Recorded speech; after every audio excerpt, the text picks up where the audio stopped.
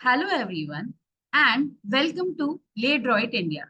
I am Mrunmayi and today we are going to explore the fascinating and increasingly vital area of international law, that is International Commercial Arbitration, or ICA as it is often called. Now imagine you are a business owner dealing with partners from different countries. Everything is going well, but suddenly dispute arises. What do? Navigating through the legal systems of multiple countries can be daunting and expensive. This is exactly where the international commercial arbitration comes in as a lifesaver. It is streamlined, efficient, and a neutral way of resolving dispute without the complexities of international litigation. For the next few minutes, I'll guide you through the fundamentals of ICA, what it is, why it is crucial in today's global economy, and how it is practically implemented. We'll also discuss the different types of arbitration, the key elements one has to consider while drafting the arbitration clauses, and the core doctrines that underpin the arbitration process to even make it more practical. I'll also discuss some sample clauses so you can see how ICA works in action. So whether you're a law student, a legal professional, or a business owner, this video will provide you valuable insights into the world of international commercial arbitration. So let's begin. International commercial arbitration. What is international commercial arbitration? A method of resolving disputes between parties from different countries outside of the court system. Parties agree to submit their dispute to neutral arbitrators whose decision is final and binding. Let's see the key features. Voluntary and consensual, neutral arbitrators with expertise, confidential and flexible process, enforceable in around 160 countries under the international treaties, for example, the New York Convention. So from this, what we understand is international commercial arbitration is a process where disputes between businesses or individuals from different countries are resolved outside of traditional court system. Instead of going to the court, the parties agree to bring their dispute before one or more arbitrators, who are neutral third-party experts. These arbitrators then make a decision known as an award, which is final and binding. What makes ICA, that is International Commercial Arbitration, particularly appealing is its flexibility and neutrality. Parties can choose the rules, the location, and even the language of the arbitration. This allows for a tailored process that suits the specific needs of dispute.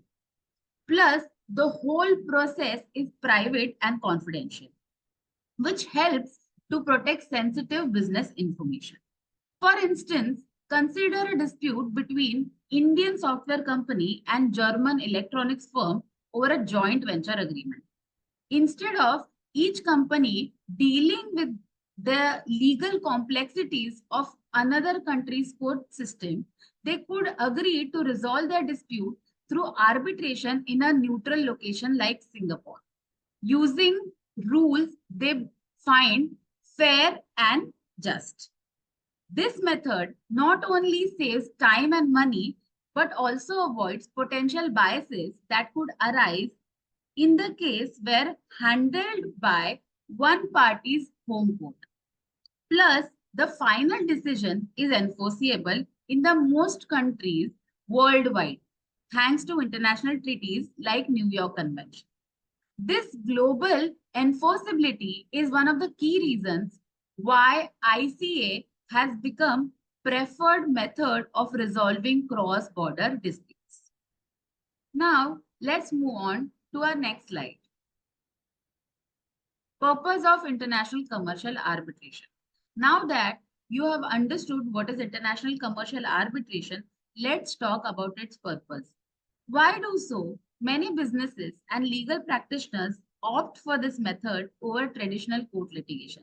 The primary purpose of international commercial arbitration is to provide a neutral, efficient, and an enforceable mechanism for resolving disputes between parties from different countries. Neutrality is a major advantage. In international disputes, one party might be concerned about facing bias in the courts of other parties' country. Arbitration offers a level playing field by allowing disputes to be resolved in a neutral forum by arbitrators who are independent and impartial. Efficiency is another key benefit. Court cases, especially international ones, can drag on for years due to procedural complexities and backlogs. Arbitration, by contrast, is designed to be faster and more streamlined. The parties can agree on a schedule that suits them, and the arbitrators can focus solely on resolving disputes rather than juggling between multiple cases. Finally, there's enforceability. One of the biggest advantages of international commercial arbitration is that the arbitral awards are widely recognized and enforceable over 160 countries under the New York Convention. This means that once an award is made, it can be enforced like a court judgment in most parts of the world. For example, let's say dispute arises between a Japanese car manufacturer and a Brazilian part supplier. They might choose to arbitrate in Paris under the ICC rules. Once the award is made in Paris, it would be enforceable both in Japan and Brazil, thanks to New York Convention, ensuring that the resolution is effective and final. These factors, neutrality, efficiency, and enforceability, make international commercial arbitration an attractive option for resolving international disputes, particularly in industries like construction, finance, and international trade, where time and reliability are extremely important and critical. Let's move on further. Types of arbitration: ad hoc and institutional. Understanding these can help you determine which approach is best suited for your particular dispute. Ad hoc arbitration is where the parties manage the arbitration process themselves without the involvement of an administering institution. This means they set the rules, choose the arbitrators, and handle all logistics. Ad hoc arbitration offers maximum flexibility as the parties have complete control over the process. However, it also requires a high level of cooperation and organization, as there is no institution to step in if things go wrong. For example, if two companies from different countries enter into a contract that includes an arbitration clause but does not specify any institution, they might end up in ad hoc arbitration. They might decide to choose the UN-CITRAL arbitration rules, which are designed for ad hoc proceedings. While this gives them the freedom to tailor the process to their needs, it also means that they have to handle all the tasks themselves. On the other hand, we have institutional arbitration. This is where the arbitration is administered by a recognized institution, such as LCIA, London Court of International Arbitration, ICC, International Chamber of Commerce, DIAC, Dubai International Arbitration Center, or SIAC, Singapore International Arbitration Center. These institutions provide a structured framework including pre-established rules, a roster of experienced arbitrator, and administrative support. For example, the LCIA is known for its flexibility, efficiency, and the quality of its arbitrators. It is a popular choice for disputes in Europe and beyond. ICC is based in Paris and is one of the oldest and most respected arbitration institutions. It has a global reach and offers well-established rules that are widely accepted. DIAC is located in Dubai, is often chosen for disputes in Middle East, especially when one or both the parties are from UAE. Singapore International Arbitration Center is a leading institution in the Asia Pacific region It is renowned for its efficiency, pro-arbitration approach, and the quality of its rules, making it the top choice for disputes in the world. Institutional arbitration is generally more expensive than ad hoc arbitration because you're paying for the institution's services. However, the benefits of having a structured process, administrative support, and access to experienced arbitrator often outweigh the cost, especially in complex disputes. To sum it up, ad hoc arbitration offers flexibility and control, but requires the party to manage the process themselves. On the other hand, institutional arbitration, while more costly, provides a tried and tested framework that makes the process smoother and more predictable. Now that we have discussed the types of arbitration, let's move further. Important elements in drafting arbitration clauses. First, let's start with understanding the importance of drafting a clear and an effective arbitration clause. Drafting a clear and effective arbitration clause is crucial because it sets the foundation of how any dispute will be resolved. Let's break down it in three key elements you need to consider. First, let's talk about laws applicable to arbitration. Lex arbitri, or the law of the seat of arbitration, governs the procedural aspects of the arbitration, such as how the arbitrators are appointed and the grounds for challenging an award. This law is crucial because it dictates the framework within which the arbitration will operate. Lex contractus, or the governing law of the contract, refers to the substantive law that will be used to resolve the dispute. It is important to specify this to avoid any confusion later on. This particular law also decides the rights and obligations of the party. Then comes the law of arbitration agreement. The law of the arbitration agreement is the law that governs the arbitration clause itself. This is completely separate from the law governing the main contract and ensures that the arbitration agreement is valid and enforceable even if the main contract is invalid. For example, if the contract between an American company and a French company includes an arbitration clause stating that the arbitration will be seated in London, the English Arbitration Act would govern the procedural issues, even if the substantive law of this main contract is New York law. Next, consider the scope of arbitration clause while drafting the arbitration agreement. It should clearly define which types of dispute are subject to arbitration. For instance, you could specify that all disputes arising out of or in connection with this contract are to be arbitrated. This broad language ensures that almost any dispute related to the contract will be covered.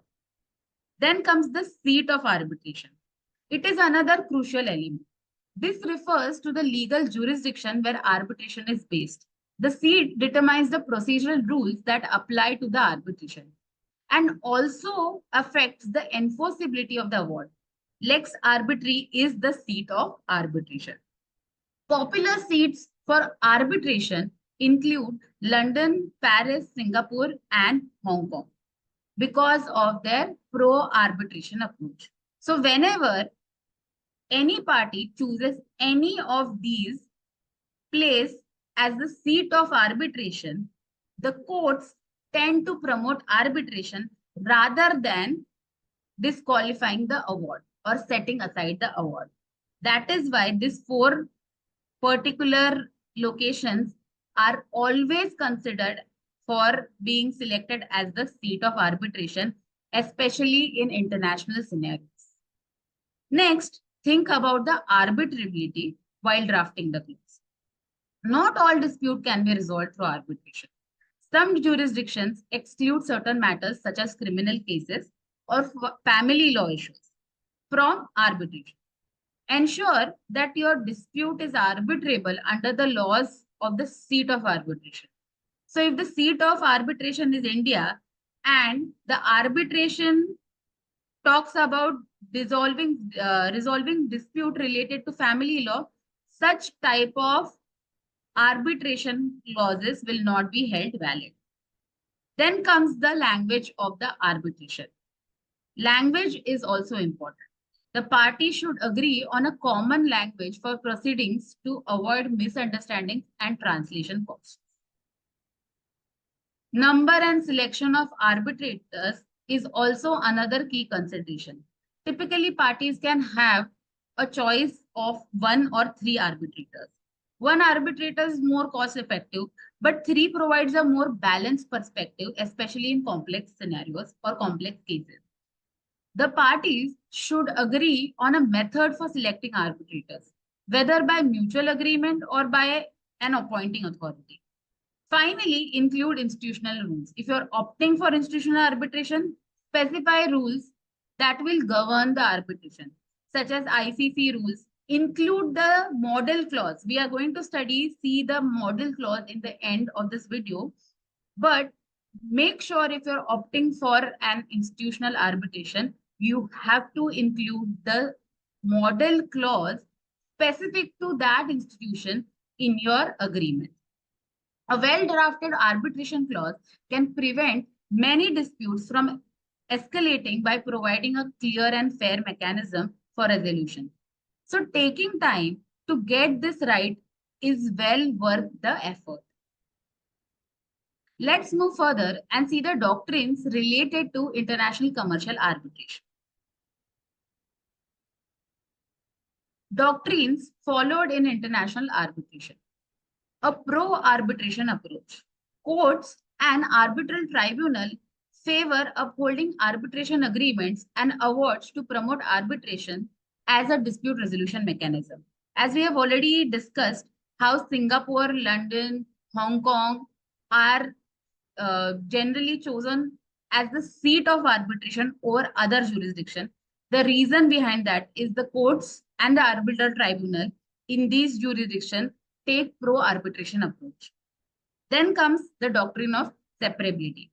The arbitration clause is treated as a separate agreement from the main contract, ensuring that the arbitration agreement remains valid even if the main contract is disputed.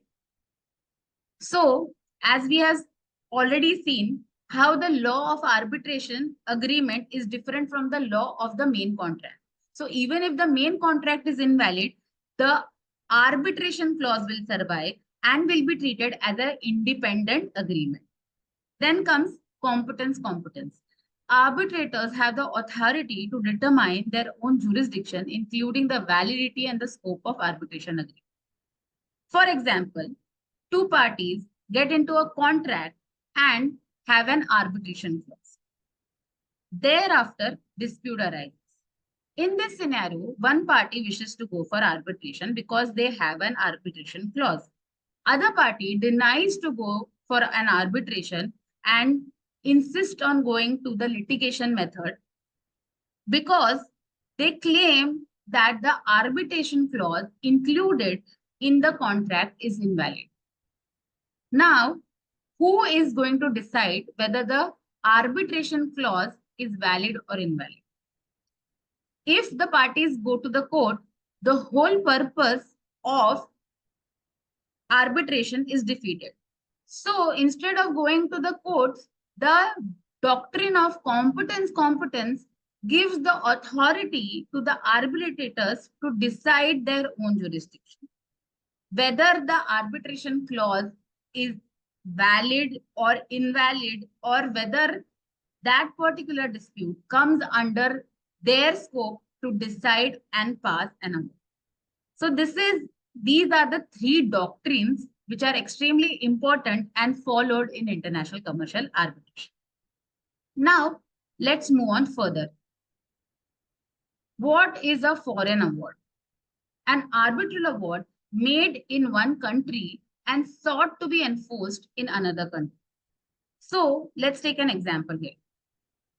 Let's say an award is passed in India The other one party is Indian and the seat is India.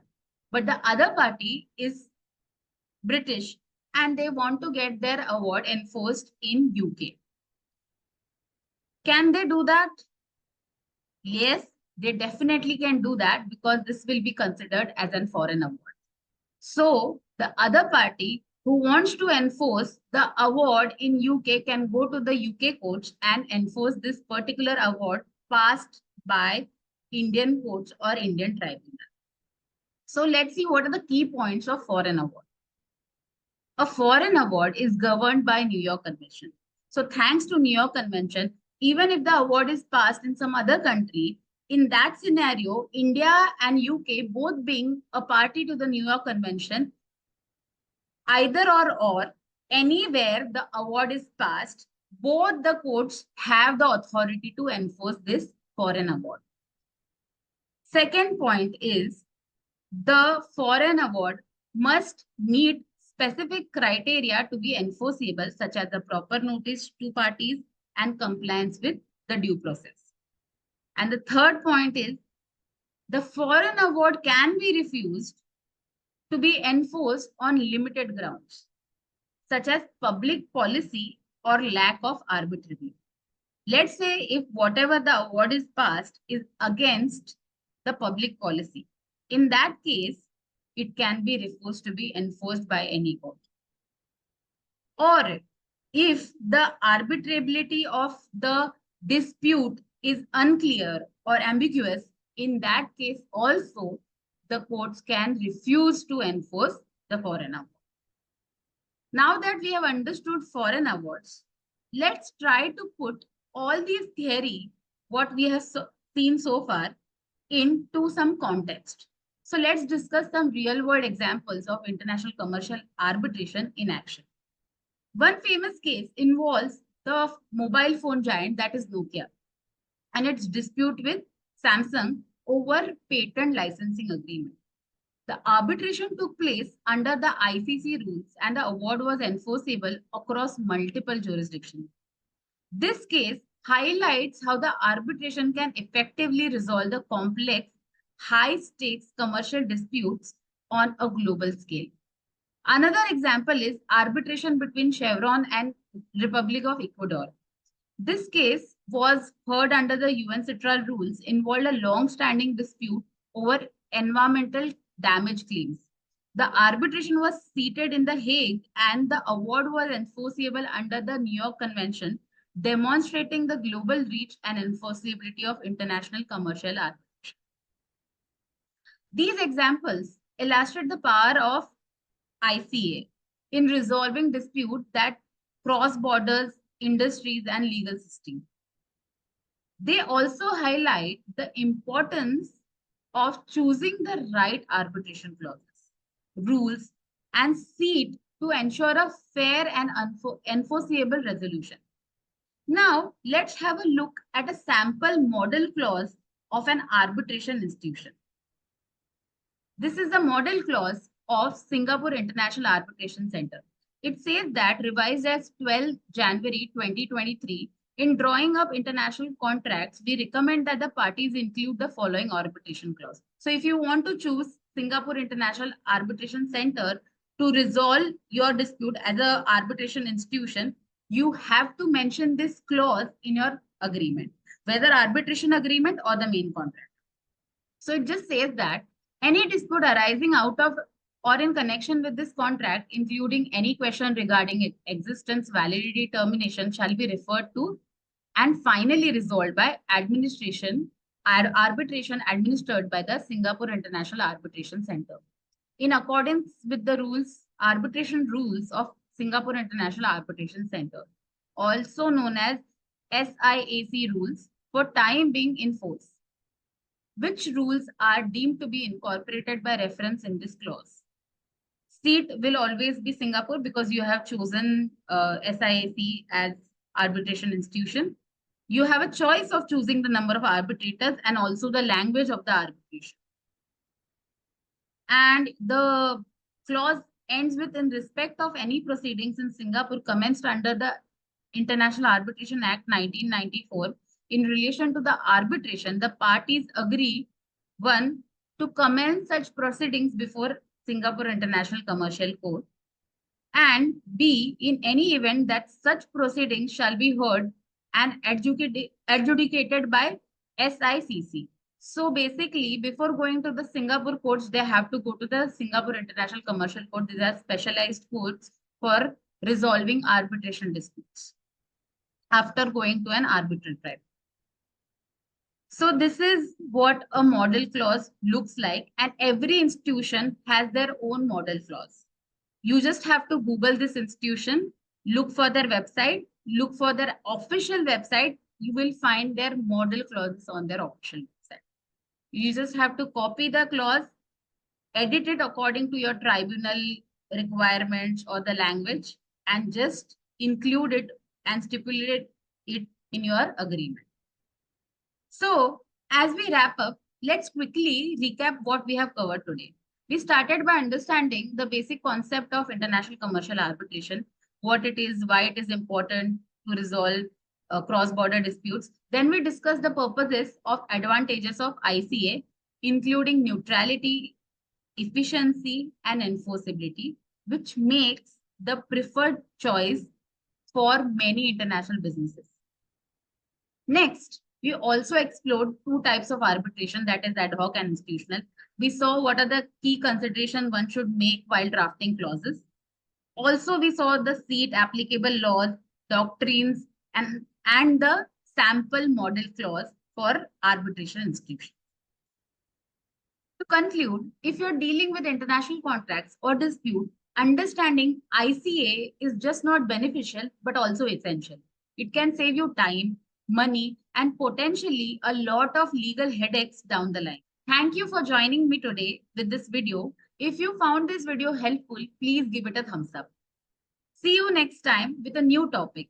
Until then, stay informed, stay legal. Speak legal, speak weightage.